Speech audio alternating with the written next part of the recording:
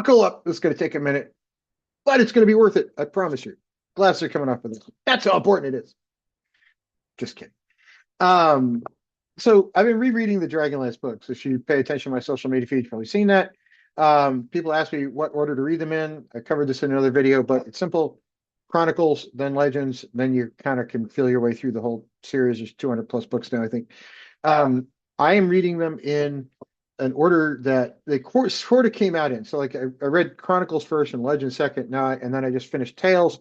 And the books generally come out as trilogies, although sometimes they come out as groups of 5 or 6. So I'm taking whatever group started next, whatever group had the first book published next, and that I'll read that whole group.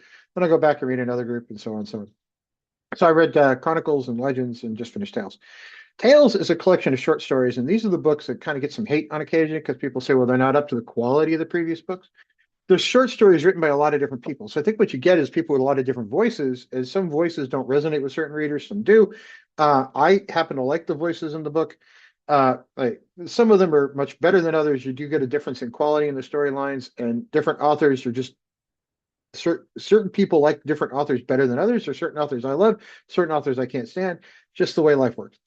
But it is a collection of short stories, and basically Tales starts to give you a lot of the backstory that you didn't get when you read the first 6 books. It's broken into three books. The Magic of Krynn, we'll get to the second one in a minute, and book 3 was Love and War. The Magic of Krynn, all the stories sort of focus around magic. Love and War focuses around relationships and war and what that all means in the world of Krynn. The second book is the one that gets all the hate. Kender, Gully Dwarves, and Gnomes, because some people just have an absolute hate for Kender that I've never understood, because Tasselhoff is the brains of the group in the first 6 books. Gully Dwarves are just kind of annoying, but there's got to be an annoying race somewhere that's never up to the snuff with everybody else. But they do solve a lot of problems because, boo-poo, hello. And Gnomes, everybody seems to hate the Tinker Gnomes. I think they're cute, but to each their own. So these books are much different than the first 6 in that they are short stories or novella-like pieces of work. They do give you a lot of the backstory you didn't get in the first 6. And they are focused on certain things, including one that's focused on Kender, Gully Dwarves, and Gnomes. So, but the good news is with them being short stories, you can get through the stories pretty fast. If you find one you don't like, just skip ahead to another one. That's fine. There is one in Love and War that I think is pivotal. It's one of the best short stories in. There's 2 actually. One is Raceland's Daughter, important story. At least I think it is. And another one is in the first book about Raceland when he actually took the test in the Tower of High Sorcery and the twins being there together.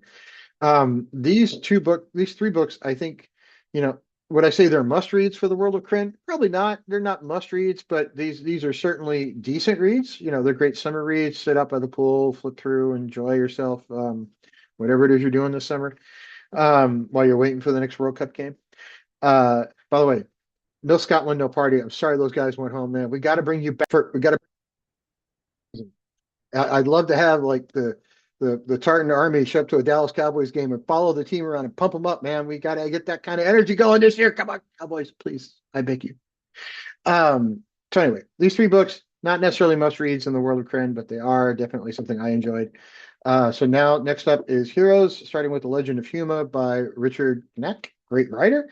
This is one of the areas you got to start, although he does have a short story in here.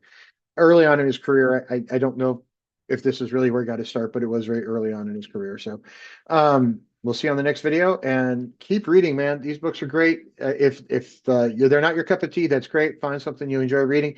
Leave in the comments if you think there's something else I might enjoy. Just tell me about it, man. I'll read almost anything. I did go to the Texas Horror Literature Festival yesterday. I picked up a couple books there, so I may take a break before I read this one and read one of the books I got there, because one of the authors really sold me on it, and it turns out it's a fantasy book anyway, called Call of the Wind. It's kind of a darker twist on a fantasy novel. So I'm gonna check that one out probably next, and then we'll get back to Legend of Humor. But talk to everybody soon, and keep on reading. Drop your suggestions for books down below, and I'll be happy to either take a look at them, or if I've read them before, hey, great, we'll talk about it. See you very soon.